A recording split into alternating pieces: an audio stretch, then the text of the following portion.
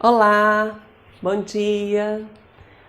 Vamos agradecer a Jesus por mais um dia e por mais essa oportunidade. Senhor Jesus, nos abençoe nesse carreiro, nesse caminho evolutivo.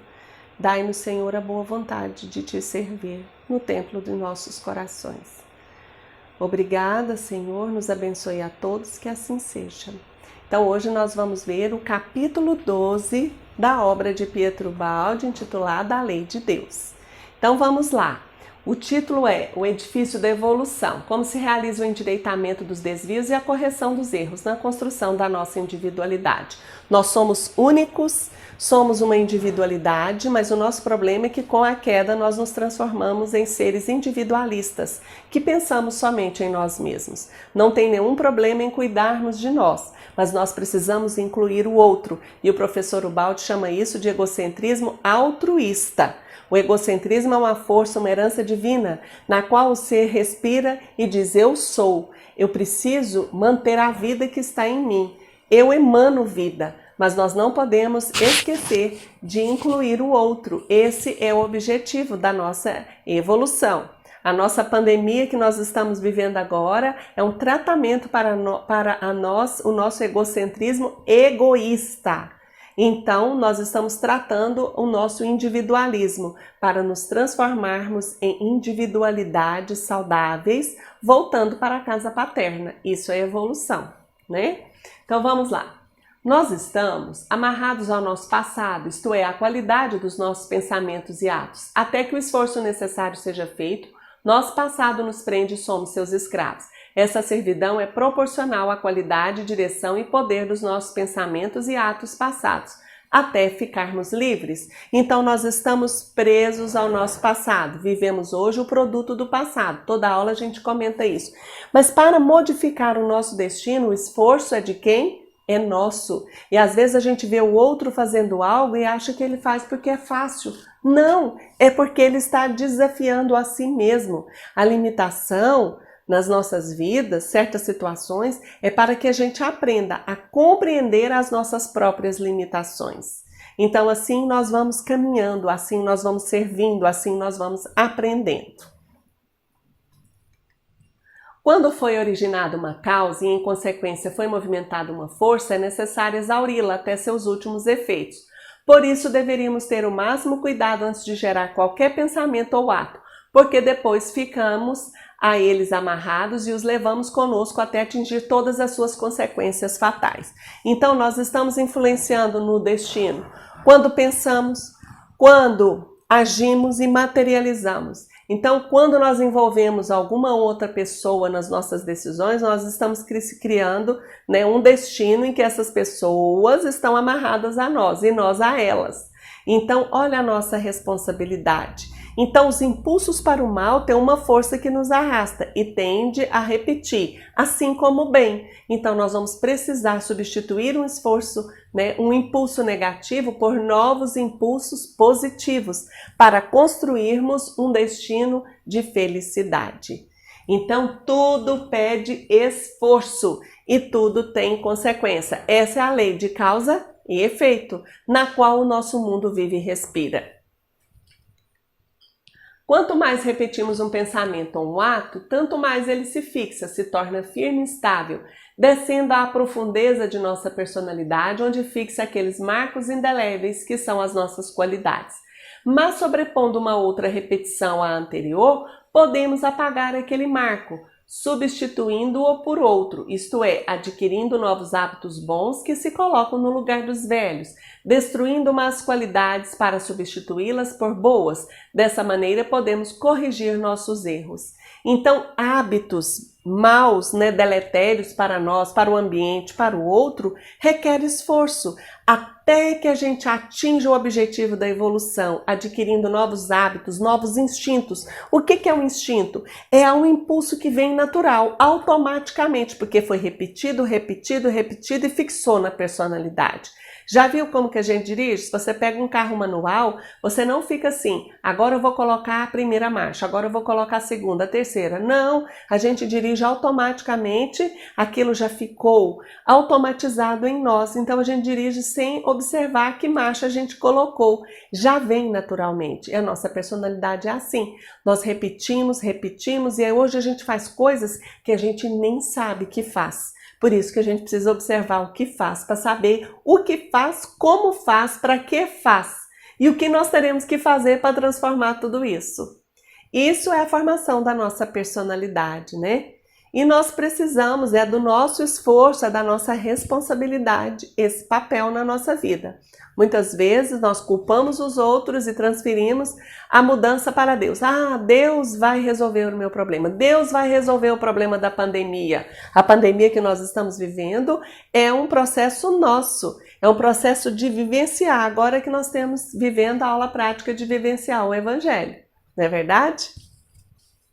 É bom, mas só para iniciar um novo caminho. Depois é preciso percorrer todo este novo caminho, sem o que o arrependimento sozinho não resolve.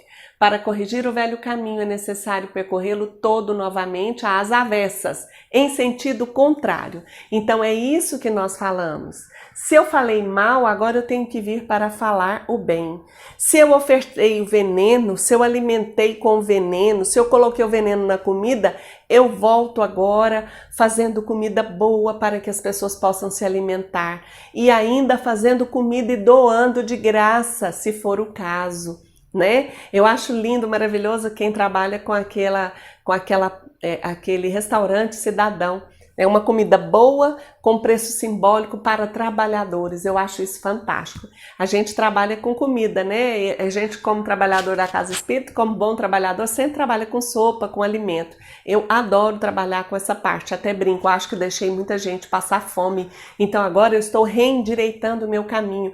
E é fome de alimento físico e fome também de boas vibrações. Porque, analisando o meu caso, trabalho no campo da palavra, né? Evangelizo, tento dar palestras e essas coisas que eu falo, que eu estou até gravando agora, eu estou falando para os meus ouvidos primeiramente, porque são os mais próximos da minha boca. Então nós já ouvimos muito isso, mas nós não confiamos que nós somos amparados. As forças da vida, as forças superiores nos ajudam. Quando nós achamos que não tem jeito uma situação, a solução aparecerá. Nós precisamos persistir e a persistência em nós, ela é curta. Então nós precisamos analisar a nós mesmos, né? As condições que a vida nos deu. Eu acho lindo Madre Teresa de Calcutá evangelizando na Índia. Não tinha onde escrever, com a varinha ela escrevia no chão. Olha que coisa maravilhosa. Francisco, quando veio, saiu procurando, né? Reconstruir a Igreja do Cristo e os seguidores, pela sua vibração nova, estavam ali seguindo. E quantas pedras o ajudaram, né? Aqueles que vieram seguindo os seus exemplos. Então nós temos muitos exemplos maravilhosos. O exemplo maior é Cristo, mas nós só precisamos arregaçar as nossas mangas para trabalhar por um mundo melhor. Parar de acreditar que o mundo tem que ser melhor, mas que não depende de nós. Depende sim. Pequenos exemplos nos dão forças. Outro dia, me lembrando uma fase difícil da vida, sabe quem me deu força? Uma menina de 15 anos. Há 4 anos atrás, eu não tenho vergonha de falar a minha idade, eu estava com 53 anos. Há 4 anos atrás. Uma menina de 15, Malala. Aquela figura, né? Do outro lado do mundo, paquistanesa, né? Lutando por estudar. Levou um tiro na cabeça, porque as mulheres lá não têm direito ao estudo, né? E ela buscando pelo direito de estudar. Aquela menina simples, aquela menina que levou um tiro na cabeça, foi um exemplo de força para mim. Então, quem está à frente auxilia aqueles que estão na retaguarda. E nós precisamos buscar modelos próximos de nós que nos ajudem nas nossas dificuldades. Se eu não dou conta de levantar de manhã para fazer um exercício, a gente pede ajuda. Fulano, vamos comigo? Vamos, vamos. A gente é tão bom para estimular para o mal, por que a gente não pode se autoestimular e ajudar o outro e o outro nos ajudar a se autoestimular para o bem, né? O arrependimento é bom, ou seja, o arrependimento é o primeiro movimento, reconhecimento de erros, mas a gente precisa trilhar aquele caminho da transformação. Assim, cada vida se ergue em cima da outra, como no edifício, cada andar se ergue em cima do outro, que constitui seu único apoio sobre o qual não pode deixar de assentar-se. Quanto mais esses hábitos se tenham enraizado em nossa personalidade, tanto mais ficaremos amarrados à estrutura dos andares inferiores. A nova construção podemos fazê-la diferente, corrigindo erros, modificando, acrescentando, melhorando, porém o trabalho novo não pode ser realizado senão em função do precedente. Às vezes nós gostamos de pegar carona, né, no trabalho do outro. Então, quantos seguiram Chico ali do lado, mas quantos se dizem chiquistas, ou seja, seguindo o Chico, mas querendo pegar uma carona na sua fama, na sua imagem, né? Não é que estar ao lado do Chico já resolveria o problema. Estar ao lado do Chico é alimentar de uma vibração nobre e positiva, mas estar ao lado de Chico, estar ao lado de Jesus é usufruir daquele campo para nos estimular e não ficarmos parados no tempo achando que, por exemplo, se eu sou um trabalhador do bem de uma casa espírita, eu já estou por si só, né? E já está tudo resolvido. Não, eu não posso me esconder atrás dessa capa de perfeição, porque eu vivo então de uma máscara. Vivendo nessa máscara, eu acho que está tudo resolvido. É máscara, eu preciso tirar essa máscara, mostrar para mim mesma, admitir o que eu sou e trabalhar. Se eu não enxergar o que eu sou, eu não vou melhorar os meus novos impulsos, né? O meu destino. Então é olhando para dentro, olhando para o outro, olhando para o mundo, porque está tudo junto e misturado. Estando tudo junto e misturado, eu não posso me isolar do mundo achando que vivendo só isolado, com tanto débitos a saldar, né, com minha própria consciência, vai estar tudo resolvido. Não, eu não dá ainda para a gente, né, viver de contemplação. Muitos, às vezes, estão numa experiência reencarnatória que pode, não sei, mas para a maioria de nós, não. Então, nós precisamos arregaçar as nossas mangas. Podemos representar este fenômeno também com outra imagem. Uma avalanche é nada no começo. É apenas pequena quantidade de neve que, caindo e rolando sobre a própria neve, atrai mais neve, de modo que assim vai sempre crescendo cada vez mais, até tornar-se terrível, avalanche que tudo destrói no seu caminho. Aquele primeiro fragmento de neve é também efeito da tempestade que o gerou e a sua queda é consequência da sua posição no cume do monte. Ele está falando que um impulso ele ganha velocidade, ele ganha força. Às vezes certas coisas começam com sutilezas, né? Vocês já viram que comer e coçar é só começar? Então são impulsos que têm muita ressonância conosco. Então a gente começa certos hábitos de coisas pequenas, aparentemente inocentes, inofensivas. Mas se nós não estivermos atentos, elas nos consomem a alma e nós vamos repetindo até se tornar um hábito, por exemplo, nocivo em nós, que para remover vai dar trabalho. Agora, o oposto também é verdadeiro. Pequenas ações no bem vão ganhando proporções inimagináveis e vão se somando e vão sedimentando na nossa alma e servindo para auxiliar o outro. Então, ninguém é tão pobre que não tenha algo a oferecer e nem tão rico que não possa receber também. Um aprendizado, uma palavra boa, né, de auxílio, um alimento material, espiritual. Tudo isso é importante. E esses hábitos, essa sedimentação de coisas boas e negativas, elas foram vindo e crescendo. E nós precisamos deter essa bola de neve, introduzindo novos impulsos. Então, quão abençoados nós somos com ensinamentos, com conhecimentos, né? Às vezes nós estamos tendo uma oportunidade reencarnatória de aprender, de trabalhar, de modificar. Então que a gente ore pedindo a espiritualidade para nos ajudar, né? Assim também nossos hábitos não são nada no começo, são só pequenos movimentos, sem importância, em que ninguém repara, mas caindo e rolando sobre o caminho da nossa vida, eles atraem outros movimentos que com a repetição descem até nossa profundidade, tornando-se hábitos e transformando-se finalmente na terrível avalanche dos nossos instintos aos quais é difícil resistir. Por isso que é difícil modificar, porque ficam tão enraizados que requer de nós um esforço muito grande. Já viu que toda segunda-feira a gente começa uma dieta? Toda segunda-feira a gente está se matriculando numa academia ou se propondo a fazer uma caminhada? Agora que nós estamos cerceados na nossa liberdade, a gente tem vontade de caminhar, tem vontade de fazer exercício, né? Quantos estão sendo desafiados e estão já sedimentando novos hábitos e estão persistindo fazendo exercício em casa? Vocês aí estão fazendo exercício na pandemia? Então é hora da gente pensar. Às vezes a gente faz o exercício da porta da geladeira, né? E aquilo vai ter uma consequência também. Então, a hora que nós temos que pensar, refrear um pouco certos impulsos para redirecioná-los em nova direção. Estes princípios não são aceitos por muitos. Sua objeção é que as leis por nós analisadas funcionam somente para as criaturas escolhidas, que sabem vivê-las, e não para os demais simples seres comuns.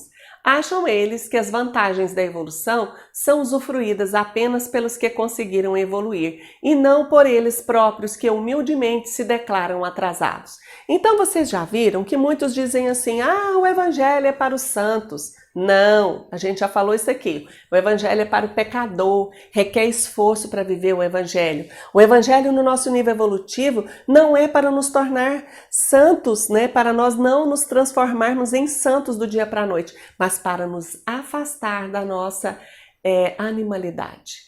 Para a gente sair dos baixos impulsos, redirecionando os nossos caminhos. A observação do evangelho serve para isso nas nossas vidas. E muitos, por ver tanta dificuldade, pensam assim, não, evangelho é para santo, só santo dá conta de fazer aquilo, perdoar as ofensas, né, ser humilde. Eu sou muito orgulhoso. Quer dizer, nós estamos vivendo só na racionalidade. Nós precisamos sentir esse orgulho, saber onde ele se manifesta, saber aonde que a gente é orgulhoso, em qual situação, em que momento. Aí nós estaremos travando, né, uma luta que, na verdade, não é uma luta, é uma aceitação. Não resistais ao mal. Ou seja, não resiste ao que você é. Aceita a sua parte doente. Não resista à oportunidade, às situações da vida. Aceite-as para serem oportunidades de expurgos, de limpeza do corpo, no caso de uma doença, de limpeza da alma, no caso de um desafio, né, afetivo, de convivência. Tudo isso significa o que não resistir ao mal que Jesus tanto nos ensinou, para que ocorra o bem em nossas vidas, né? Nada vem de graça. Ficam assim parados, né, esses que não acreditam, esperando até que venha o choque da dor, infelizmente indispensável para acordá-los. Preferem adaptar-se a viver num nível inferior, reconhecendo-o como seu e aceitando-o com todos os seus sofrimentos, a fazer o esforço para sair dele. Como desculpa, dizem, este método de viver, contando com as ajudas do céu, não é para nós, é só para os santos e nós não somos santos. Então é isso que nós acabamos, né, de comentar. A ajuda vem para os pecadores mesmo, mas será que a gente está pedindo ajuda? Será que a gente está fazendo alguma coisa? Será que a gente escolheu realmente modificar as nossas vidas ou ficamos no campo da vitimização?